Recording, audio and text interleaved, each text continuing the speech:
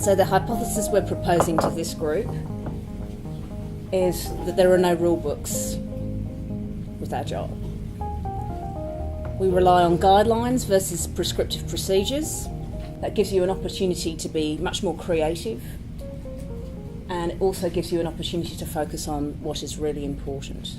A couple of the key things about Agile Project Management are the 7 success sliders. What it proposes is that delivering a project isn't just about delivering on time, on budget and within a set scope. There are other aspects that are also really important. What benefits is the project delivering? Are they financial or are they non-financial?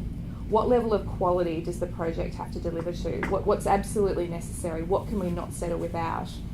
And the philosophy is about light touch, right touch. So some of our wraps go for 2 days, some of them go for 1 day, some of them go for 3 hours, others will go for, my record is 55 minutes. It was literally a straightforward project. There were a couple of I thought moments, but generally there was a good understanding about what needed to be done. Everyone agreed up front on the primary outcome, so the wrap was very fast. Our observations where Agile Project Management works. So here's controversial topic number 1. Leadership needs to be principled, trusting and empowering, and you need all 3. The second point is really the organisation needs to be open to change, either in a position of needing to or wanting to do something different, either, from good to great, as we had in a previous organisation, or what they're currently doing just isn't working. And sometimes it's a combination of the two, both needing and wanting to do something different. That almost says to me exactly what Kane was saying. The best time to introduce Agile development is when you've had a disaster. If you've got a project group that's working really effectively, you're not going to have a catalyst to change. If all the ones you've just described there is it hasn't been working, so there's an appetite. So it's almost a prerequisite.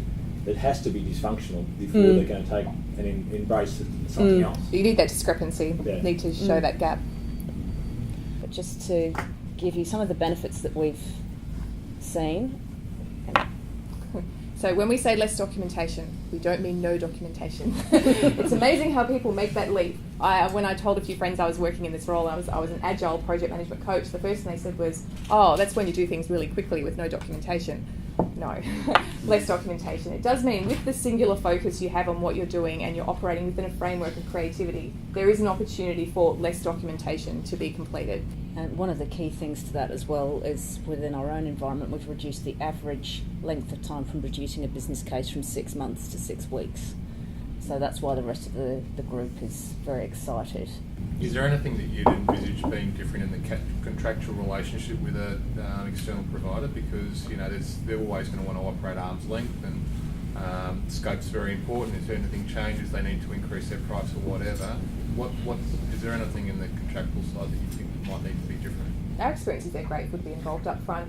Having facilitated a number of post-implementation reviews, a lot of feedback from vendors, I wish you'd asked us earlier, I wish you'd got us involved earlier, we got involved too late. So asking them to a wrap is a great tool to actually getting them involved early, which is what they appreciate. I think what's interesting when you're talking about the role of the sponsor, you look at businesses broadly getting better project management methodology or project management experience.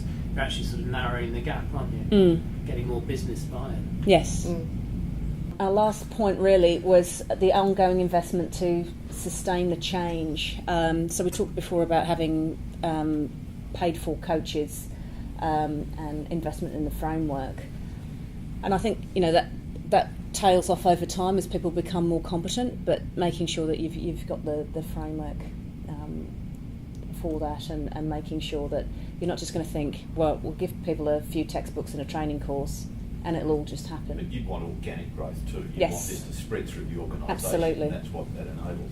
Ultimately, we do ourselves out of a job eventually by training up more coaches and having the organisation in a place where they naturally do things. They just know they naturally have to have a wrap. They know these things are in place and they understand the framework.